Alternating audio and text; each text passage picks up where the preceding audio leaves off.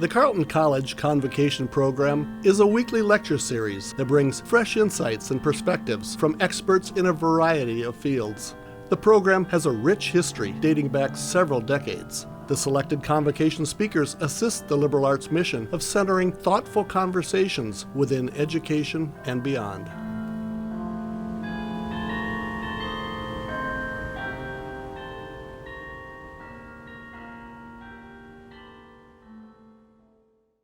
My name is Alyssa Alvarez, and I am a sophomore from Eva Beach, Hawaii.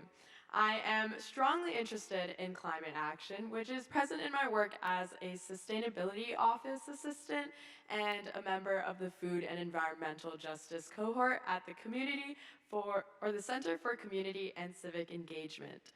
I am extremely excited to help introduce today's convocation speaker, Adam Minter. Adam grew up in Minneapolis and is now a columnist with Bloomberg Opinion, writing about points of intersection with the environment. He was based worldwide and he covered trans-Pacific trade in recycling. His first book, Junkyard Planet, Travels in the Billion-Dollar Trash Trade, is an insider's look at the world's recycling. His most recent book, Secondhand, Travels in the New Global Garage Sale, is a deep dive into the global secondhand economy. His extensive work in waste management is truly an inspiration, especially to us at the Trip CE, when organizing the biggest secondhand sale at Carleton, Lighten Up. This is our annual garage sale in the spring, where students donate unneeded items from dorm decor to clothes.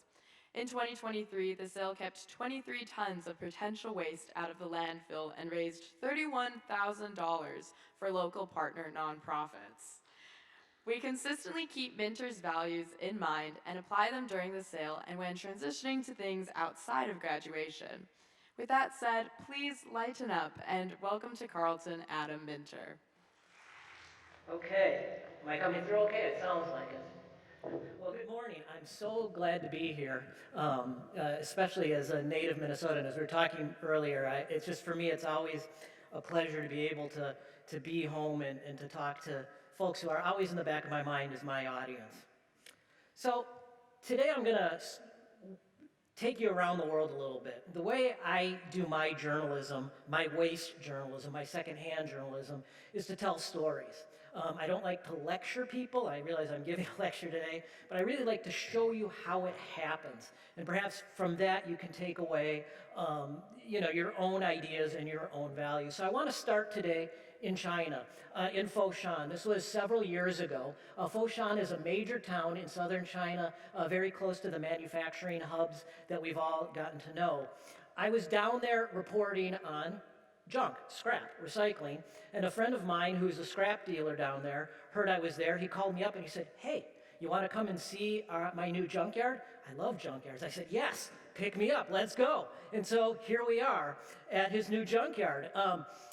From a distance, I didn't know what I was looking at. He asked me, and I said, "I don't know what that is." He says, "That's 3 shredded helicopters that I imported from Los Angeles." So that's kind of the fun of going to junkyards anywhere, but especially this period in China. You just never knew what you would find on the ground. So anyway, we walked around, and as we walked around, we came across this. I've been around junkyards my whole life. I thought these were extension cords, a big pile of extension cords, imported maybe from Los Angeles, which was a good bet.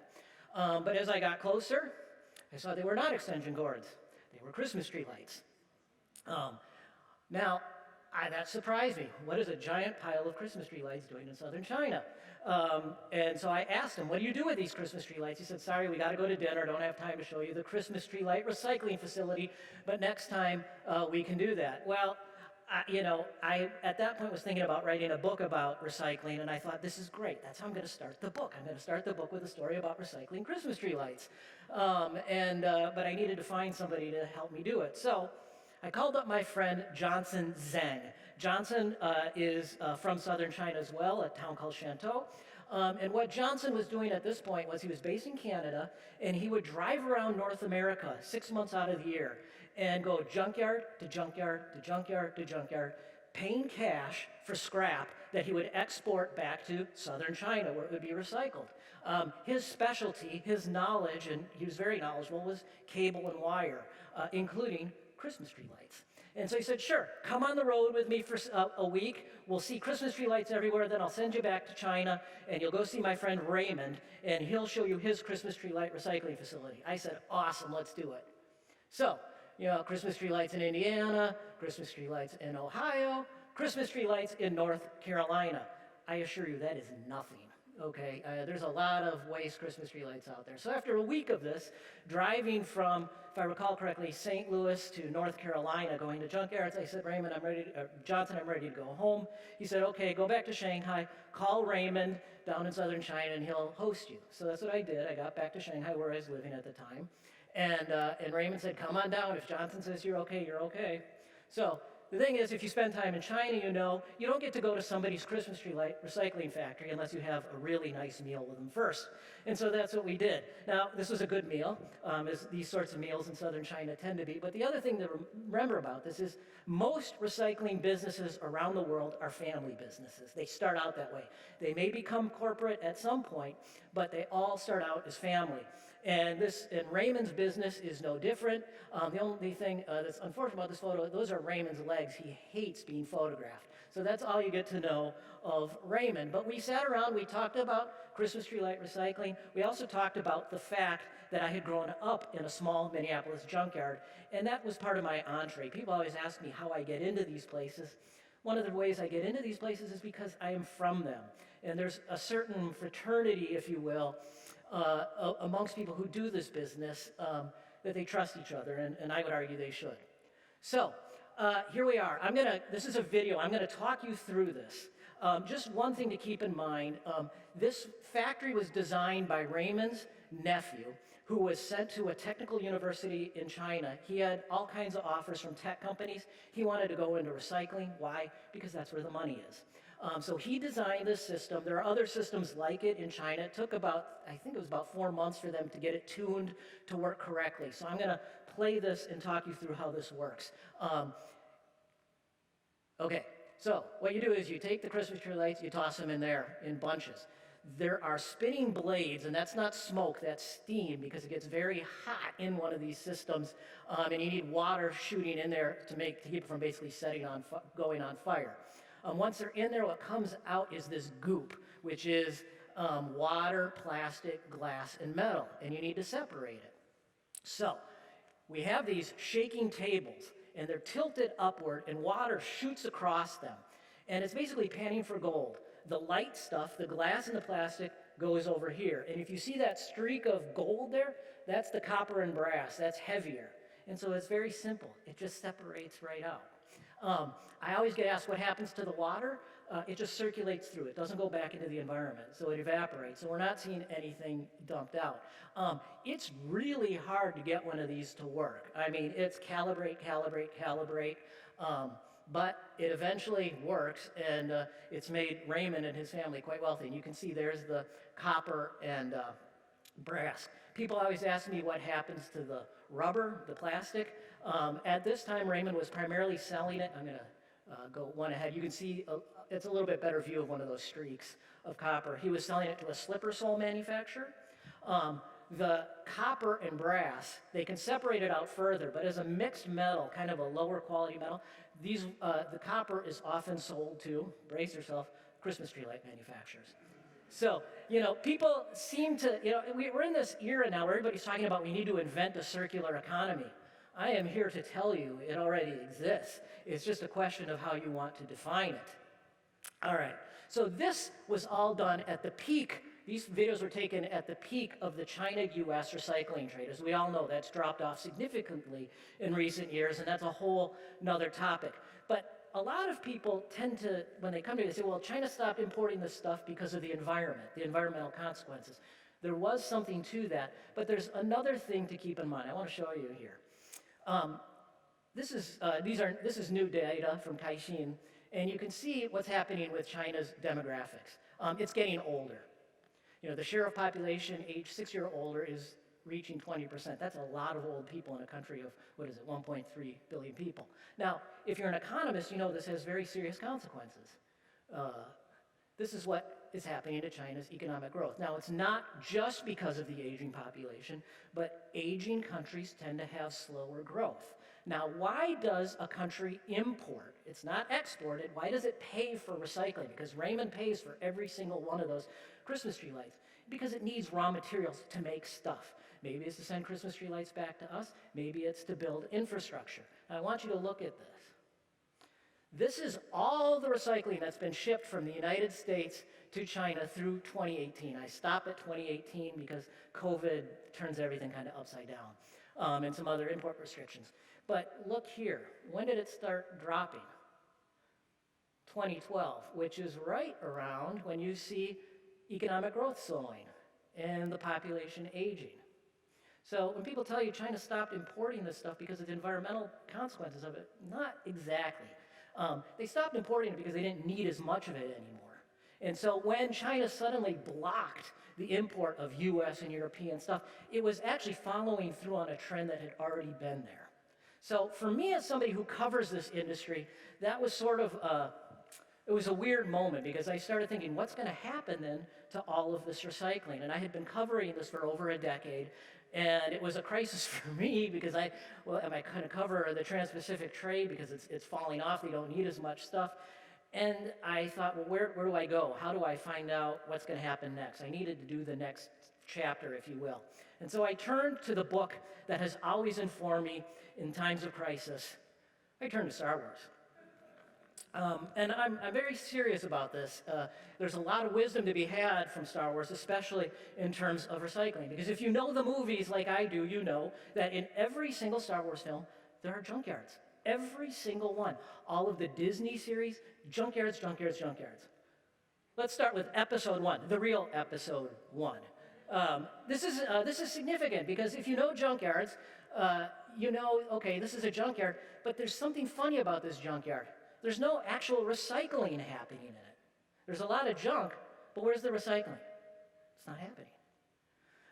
The Jawas, they are junkers, scavengers. My family, when they came to the United States in the early 20th century from Russia, they were scavengers. So whenever I see the Jawas, I always think of my family. We're sort of the Jawas of Minneapolis.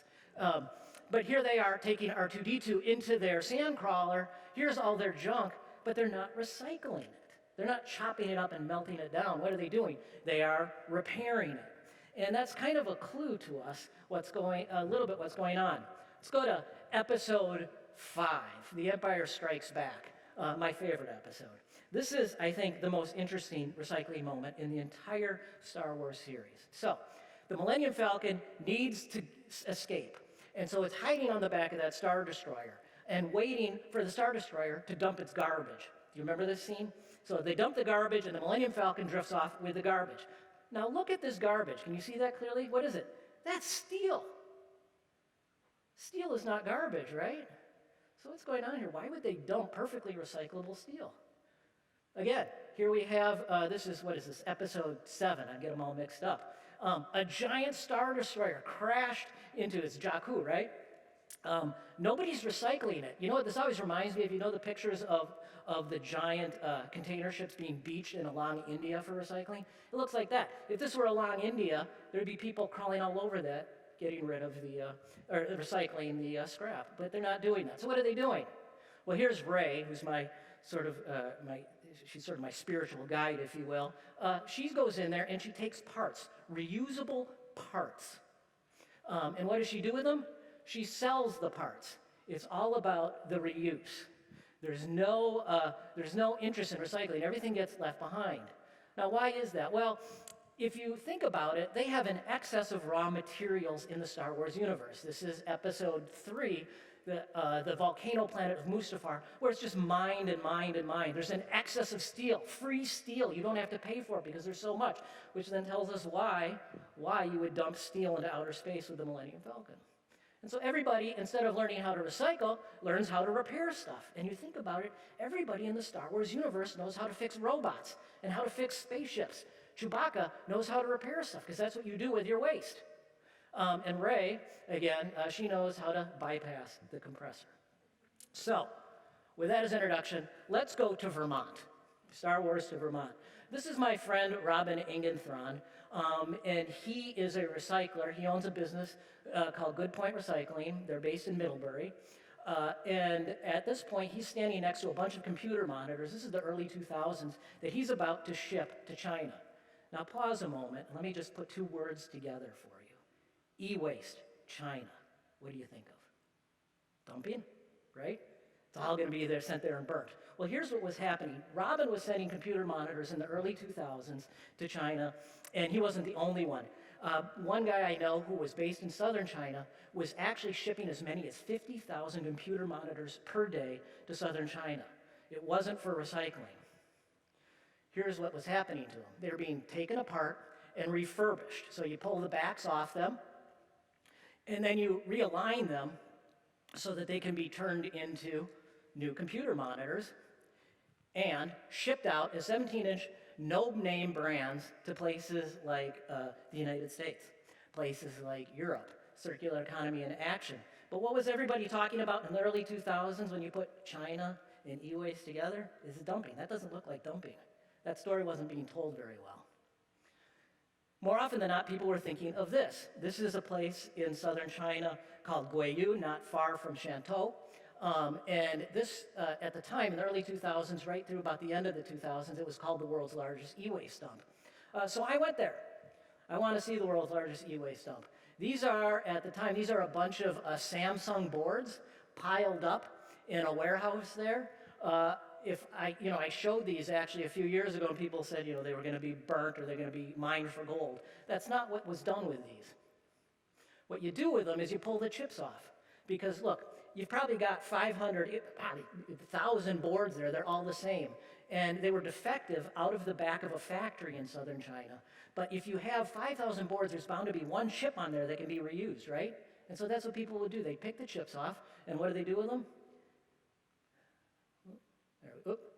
You sell them in markets. This is a place in Shenzhen called the SEG market. It's the largest wholesale market for semiconductors in the world, and 90% of it is reused stuff. That's what was happening with that. If you ever get to Shenzhen, I strongly encourage you to visit SEG. It's amazing. This is just a tiny part of it. I would estimate that's 5% of it. I think it's 12-floor mall. It's a mall of used semiconductors. It's awesome. And that's not the only thing in the neighborhood. SEG is located in a neighborhood of Shenzhen called Huaqiangbei. And in Huaqiangbei, there is the fake Apple market. This is a fun place. So if you look carefully, those are, when I took this, I haven't been there in a few years because of COVID, but those are the backs of iPhones that have been pulled off, and they're for sale in Huaqiangbei in this particular market. Here are screens pulled off of old iPhones that have been sent there. And just to be clear, it's not just Americans and Europeans sending stuff to China. Remember, China is the world's second largest market for Apple. So it's Chinese people's phones that are also going there. We tend to think of this trade as a colonialist trade, but it's far more complicated than that, and I'll get to that in a moment. And here is this market in Huaqiangbei, and this is, think about this, 1/6 of the market, because there's 3 floors and this is one side of it. And you can see people, what they're doing is they're assembling iPhones from used parts. And if you go on, maybe not so much on eBay anymore, but if you go into the various e-commerce marketplaces in Asia, you will find these phones for sale, no problem. If you go online in Malaysia, for example, and are looking for an iPhone for $50, more often than not, it's coming from Huaqiangbei, and it's been reassembled from various parts.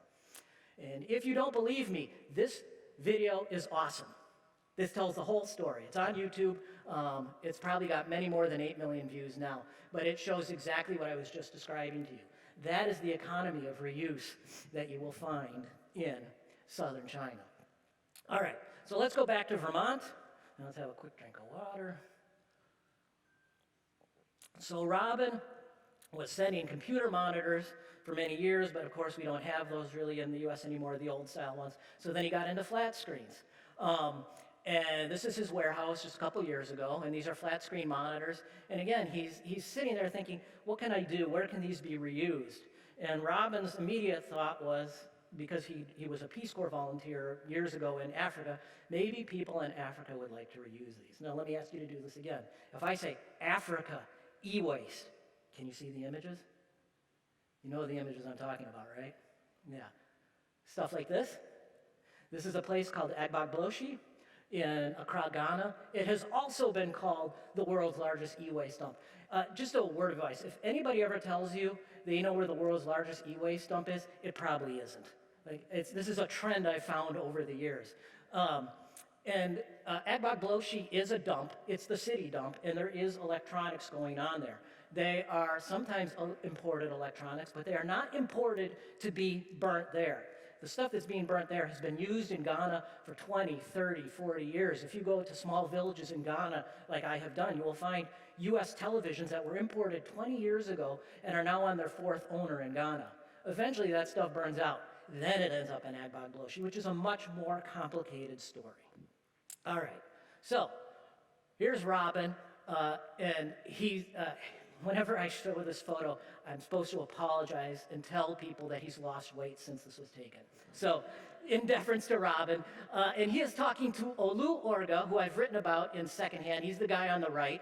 And Olu, after graduating from high school, came and worked in Agbogbloshie, where he learned how to repair computers, because there's all kinds of parts, and they get reused and reused. And Olu, with his partners, started importing computers, and instead of and diverting them up to northern Ghana, where people needed them. And so here is a photo that Olu posted to WhatsApp, which is how you sell things in northern Ghana, in Tamale. And he's standing with a bunch of computer monitors that he imported from the east coast of the United States. And he is not standing in front of them to advertise the fact that he intends to set them on fire. He is standing in front of them to say, who wants some good quality used computer monitors? And Olu and his partners sell to everybody. Schools, parents who want a computer for their kids, one of the local hospitals. I've been there and seen their computers. Everybody up there is buying used computers. Why? One, price point, of course. Tamale, Ghana is not the wealthiest place you'll find in West Africa. And two, think of it as they're massively pre-tested. If they've been used for years in the US, they're probably still good, right? All right, so here is Main Street, Tamale. Really interesting place. There's no Best Buy store here. There's no Apple store. Instead, there is Chendiba Enterprises, which is the largest electronics store in Tamale. And here is the inside of Tamale. That's Kamal, who owns it, in the yellow shirt, and he's filling out a sales order for used computers. And he gives them warranties on it. And that's how computers move in much of West Africa. It's not new stuff. It's used stuff, and it's good stuff. Here we are down at Accra. And this is a store I've spent quite a bit of time in, learning about the business, called Bougie Computers. Bougie is owned by a guy by the name of Steve Edison, and he has a wonderful repair operation. And I want to show you something about this repair operation. What you see here on the shelves are a bunch of old laptops. Some of these have been returned by customers, some were imported. Think of them as a kind of library. So you show up at Bougie with your old laptop and you've got a problem with the monitor for part of it, or there's a hard drive problem, whatever. He's got a library there, literally, and what you do is you just take off one part and put on the other. They do repairs there that you will not get done at the Apple store or anywhere else. They'll refuse to do it. They'll say, yeah, you better buy a new one, you know. But the ingenuity of these repair techs around the world. I mean, I'm focused on Ghana right now, and the Ghanaian techs are really good. If you ever get a chance to go to a place called Kumasi, which is in the center of Ghana, everybody says, I've been there, I don't know. It's the best mechanics in all of Africa. I saw them do some pretty amazing board level work. But anyway. All right, so back in Vermont. So Robin spent a bunch of time in West Africa, in Ghana primarily, and the thing that impressed him was these parts libraries, and he thought to himself, why can't we do that in the US? This is important to me because so often we think, we should really, West Africa needs to learn from our environmental practices. But what Robin started to take away from this is maybe it should go the other way around. And so, thus inspired, he set up an operation, he calls it his eBay operation, in his warehouse where he has his employees take apart the televisions, the flat screen monitors, and put the various parts onto eBay. And you would be shocked at how many people around the world buy those parts. And it didn't happen before he started doing it. Again, this was learning from an emerging market, not the other way around. Here's Robin talking to Wahab Muhammad, who I wrote about quite a bit in Secondhand. And one of the things Wahab and Robin started figuring out is not every part sells to people on eBay. Some of them are too old. Well, where are all the older televisions? They're in Ghana. So what they started doing is Wahab came over, he said, we need this part, this part, this part, this part. And Robin said, okay, we'll pull those. And why don't you take them over as samples and see how it works out? And that's what Wahab did. And when he got back, and this was a Zoom conversation, he's with his primary buyer, is a guy who formed the mechanics union in Kumasi. And they're looking at the parts, discussing with Robin what ones have already sold. And so they now have a business where they're sending these parts that wouldn't sell in the US because the TVs are newer, and sending them to Africa, and you have much more reuse. And reuse is better, of course, than buying new, and it's better than recycling, and everybody wins. So I just love this model of business. It's no longer the ideas flowing in one direction. It's the ideas and the stuff flowing in circular directions. It's truly a circular economy. To me, it's the ideal circular economy. This I'm only going to do two charts, two very boring charts, and I don't even know if these are going to be clear, but this sort of makes my point. This was made by a guy by the name of Josh Leposki, who's an academic in Newfoundland. And what he did is he wanted to figure out how the flow of e-waste, and by e-waste he means just used electronics, has been changing. And I won't go into how he did it, but the thing that you want to keep in mind here is the blue dots, the blue circles are countries that export, okay, like the US, like Europe. And the green is when you export to an emerging market. The yellow lines, this is 1996, the yellow lines are when emerging markets trade with each other, okay? This is 1996. What I want you to look at, we're going to jump forward to 2012. I want you to notice how much yellow is about to appear.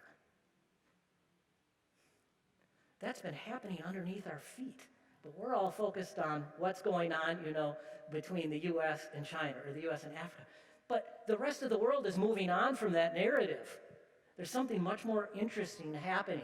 And so folks who are interested in this topic, I encourage them to read Josh's work, but I encourage folks to think beyond just this narrative of developing. The rest of the world has moved beyond that. All right, I'm going to just briefly talk to you about one last thing. Anybody in the room recognize that store, what that would be? I'll be super impressed.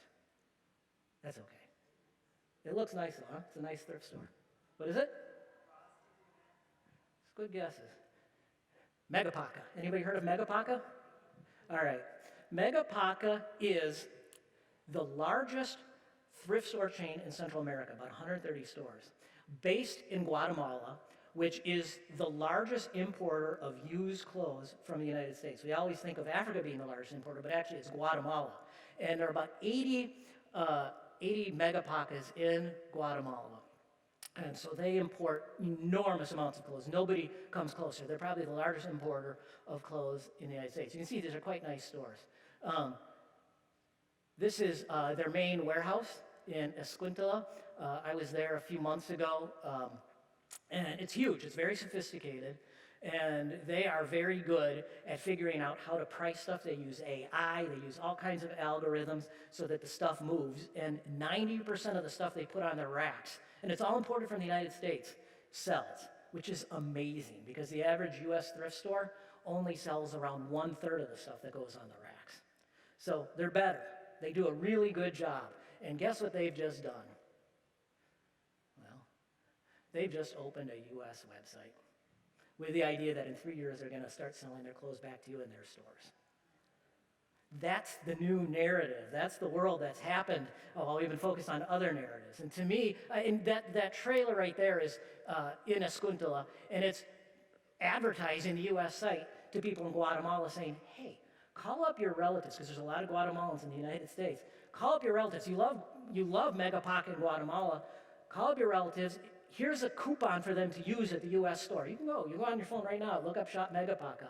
and they'll get a discount. And so they're targeting, starting out by targeting Central Americans in the US, but they're coming for you. They want to sell your stuff back to you. And they're going to be able to do it much better than Goodwill. At least that's the theory. We'll see. The stores won't open for another 3 years, but the website is up. All right. So with that, I just want to leave you with an image of Ray. As I've always said, she's reuse. She doesn't recycle. She reuses. She's my spirit animal, and I'm open to any questions at all. And I thank you so much for being here today and listening to my travels.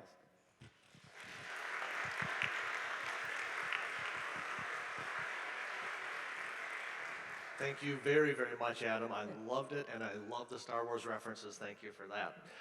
We're going to have Q&A in just a moment. Just quick like to mention, next week we're going to have, and I wish I had practiced my pronunciation, I always have trouble with this word, but we have Stefan Ingmar Lindberg, Professor of Political Science and Director of the University-wide Research Infrastructure VDEM Institute at the University of Gothenburg.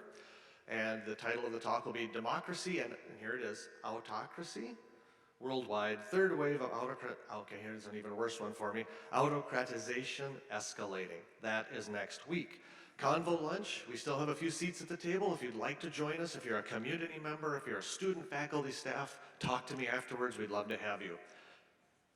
Now it's time for Q&A. Who'd like to kick us off with some Q&A for Adam? And the first one is always the hardest. Aha, thank you. Hi, Adam.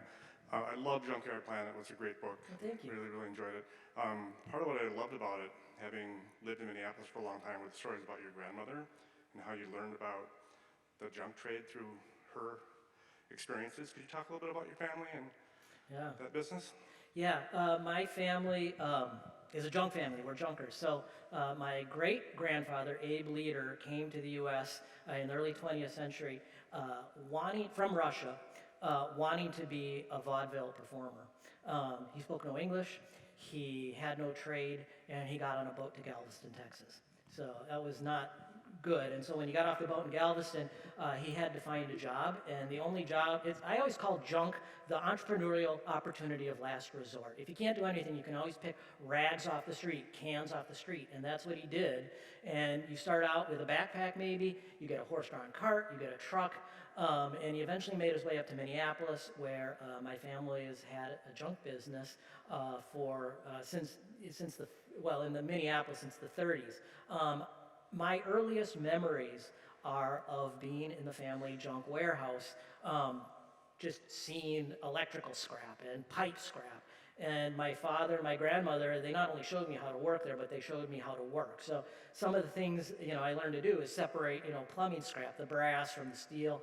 I always joke, if somebody had taken pictures of me as a child doing that and put it in, a magazine, it'd be called a human rights violation. But that's what I did. And it's given me the opportunity, I think, it's one of the reasons why I've been able to do this very unusual beat, because this is folks who own junkyards, and I know this quite personally, recycling options, they don't want to open the doors. They don't want to show you the back rooms. And there's shame involved with it. Sometimes there's environmental issues.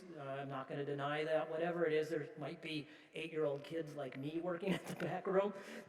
And so having come from that, it allows me to relate a little better. I mean, Junkyard Planet could not have been written unless I had been part of that. It's literally in my blood. Thanks.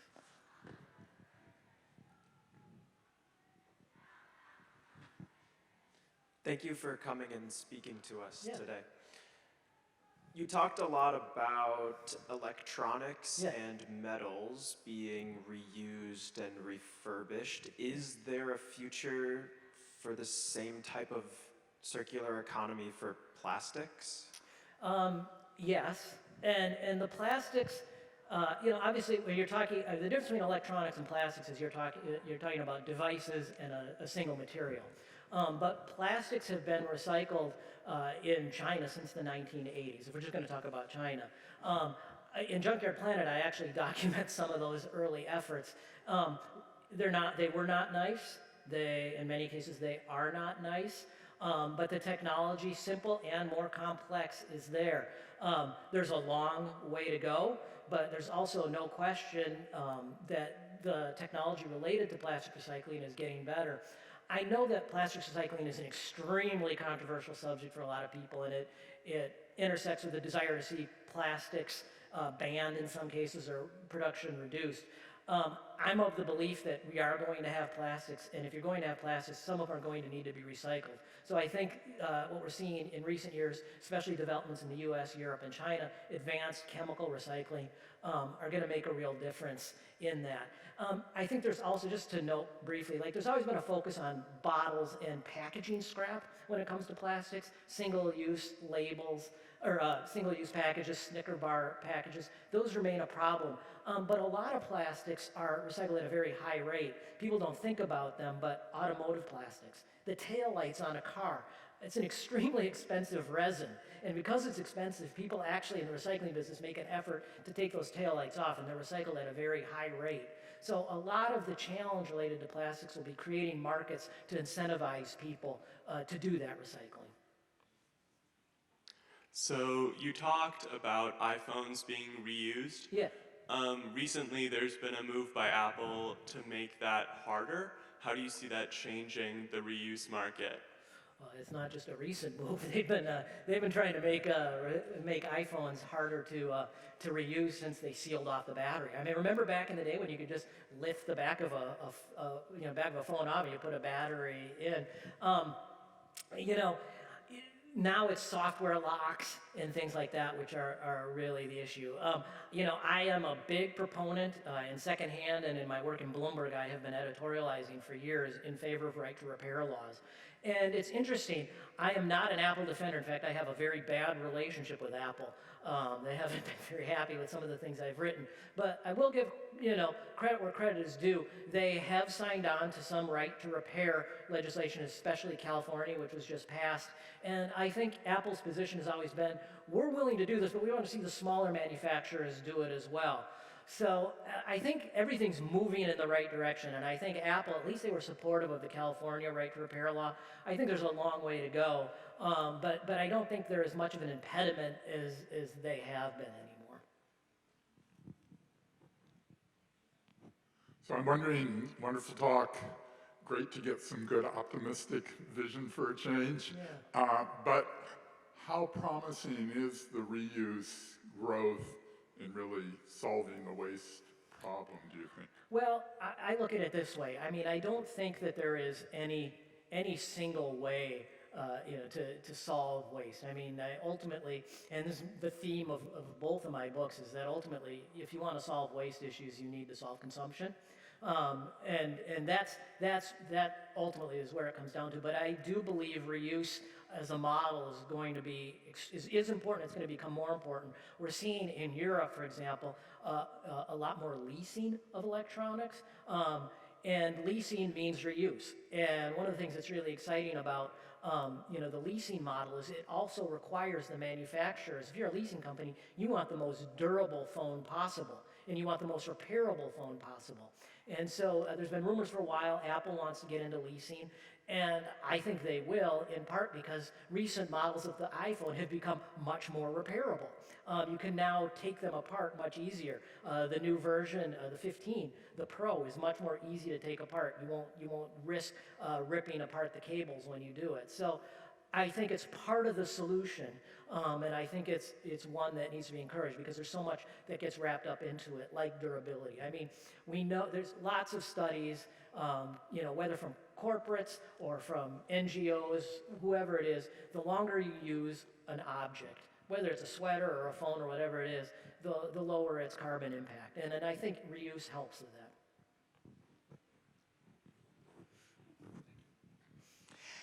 So here's a question. Yeah.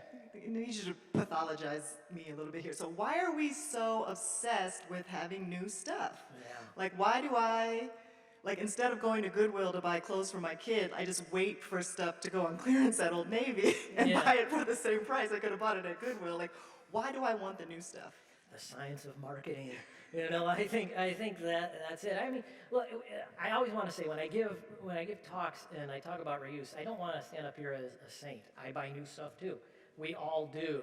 It's just the nature of the economy that we live in, and everything ultimately wears out. But, you know, I think it's marketing. I just think we've become, well, let me put it to you this way. It's very hard to get data on secondhand economies. So one of the things when I was writing Secondhand is I wanted to know in places like Ghana and Nigeria, where I spent time for the book, and Benin in particular, you know, how much of their economy is secondhand? Because if you walk down the street in Lagos in a commercial district, it's full of secondhand shops. But if you look for the data related to that, it's not there. Why? Well, the lending institutions, the World Bank, the IMF, they're not impressed by the number of secondhand boutiques you have. They're interested in the amount of manufacturing of new stuff that you have, you know, new retail sales. It's not measured. You know, so that becomes a kind of a perverse incentive to move away from secondhand, even in these places where you have these really well-established secondhand economies. So that's just thinking out loud, but yeah, and the science of marketing. So thank you for coming again. Yeah. Two really quick questions for you. One, and I don't know if this was a couple of years ago, but it seems like it goes back and forth. So anytime countries are mad at the U.S., they refuse to take our recycling and other sorts of items where we used to sort of ship plastics to China, and then you hear something about some trade agreement didn't work out. And so can you sort of talk through the politics of countries accepting or not accepting U.S. items for e-recycling or whatever the case may be? And then the second question relates to it seems like there's a system for this e-cycling in some countries, but I can think of other countries where it's not. So you sort of you highlighted what appears to be a junkyard, not a junkyard, but a waste, whatever that thing is called. And so how do we make it safer for some of these maybe developing countries to do this sort of e-cycling to get out the toxins and all that stuff associated with it?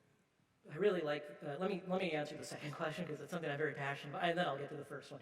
But the second question is, you know, what do we, because ultimately if we're sending stuff, actually I should be careful with my language because we don't send it, they buy it. Like, nothing moves without a buyer. This idea that stuff is dumped, it's imported. I mean, the shipping manifests show it. You can just look them up.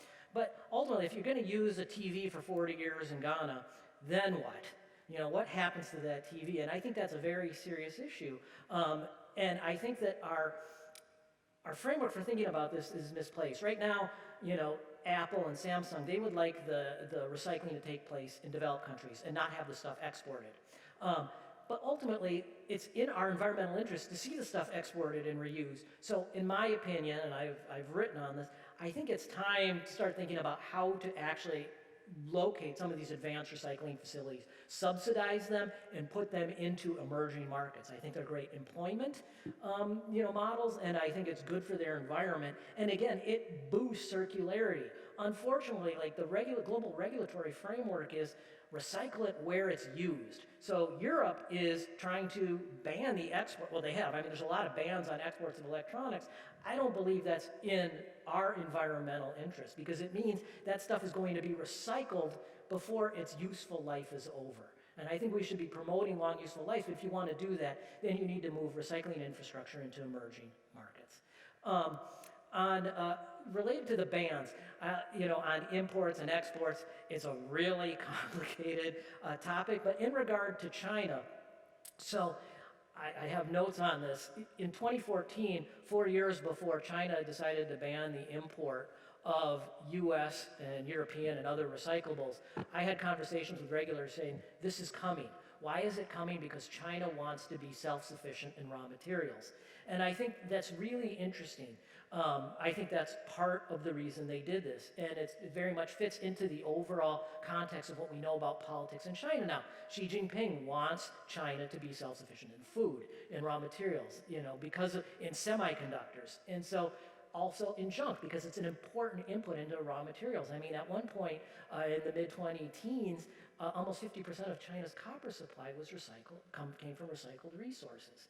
So if you look at it in that framework, one of the reasons they did that, and they notified the WTO before they notified anybody they were going to ban the import of recyclables, is it was an economic prerogative as well as an environmental one. And ironically, so I tell this story often. I left China in 2014 and moved to Malaysia. My family and I, we moved to Malaysia. And I before I went, you say goodbye to your friends, and I talked to a lot of my friends in the recycling industry in southern China. I said, hey, guys, if you ever come down to Malaysia, give me a call. Didn't hear from anybody. 2014, 2015, 2016, 2017. Then 2017 comes around, and word is China's going to ban the import of this stuff from around the world. All of a sudden, all these recycling guys are moving down to Malaysia saying, hey, let's have dinner. I haven't heard from them in 3-4 years, because they're coming down there because they want to relocate their businesses. In Malaysia, they will say publicly they were opposed to it, but they saw it as an economic growth opportunity. So it gets really complex, the prerogatives for bans, and China still allows recycling in. It's just limited the types of recycling that it keeps out. What it tends to let in is the stuff it needs. Yeah. Hi. I'm curious about how your idea of like a new reusing economy relates to the recycling establishment that's already in place. Like, is it the case that if we get in the habit of, if like countries like the U.S. get in the habit of reusing a lot more stuff, can it fit into recycling facilities like after it's been reused time and time again, or like does a reusing economy like come into competition with recycling interests? Well, it does. That's always been a problem from a reuse economy standpoint. I mean, during sort of the great fever and fear of recycling exports, Samsung was one of the companies that was a big sponsor of NGOs trying to keep electronics from being exported out of the U.S. into emerging markets where they could be reused. That's verifiable. They were a big sponsor and member of what's called the Basel Action Network. So there is that tension. If you're a manufacturer, do you want to compete against your stuff? But the funny thing is, they're evolving now. I mean, even Apple has their take-back program. They'll give you $50 back or $100 back on a phone. Those phones are refurbished and sent overseas.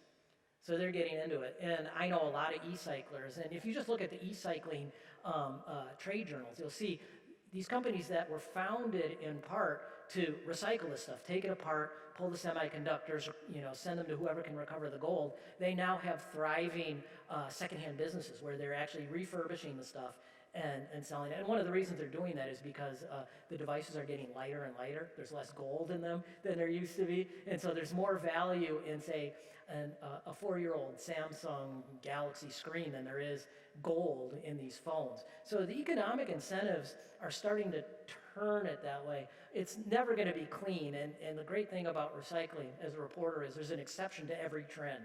I can tell you, well, this is happening, but somebody can come around and tell you, but. So, but I think that the economy can and is adapting, and refurbishment is not new. I mean, we've been doing it in this country for decades. I mean, John Deere and all these heavy machinery manufacturers, they refurbish and resell their stuff, and they've been doing it for decades.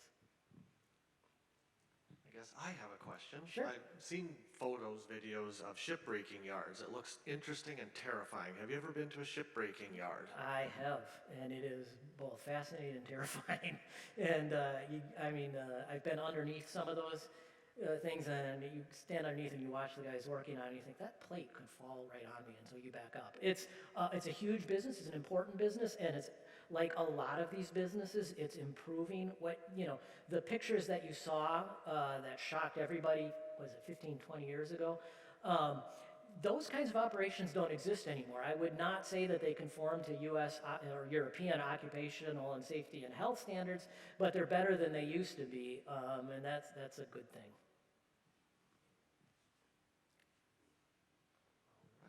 Well, it looks like we might be out of questions. If you have any concluding comments, we would love to hear them. Just thank you very much for having me. I really appreciate the chance to be here. And thank you very much for being here, Adam. Thank you for your convocation. And thank you all for being here. We'll see you next week.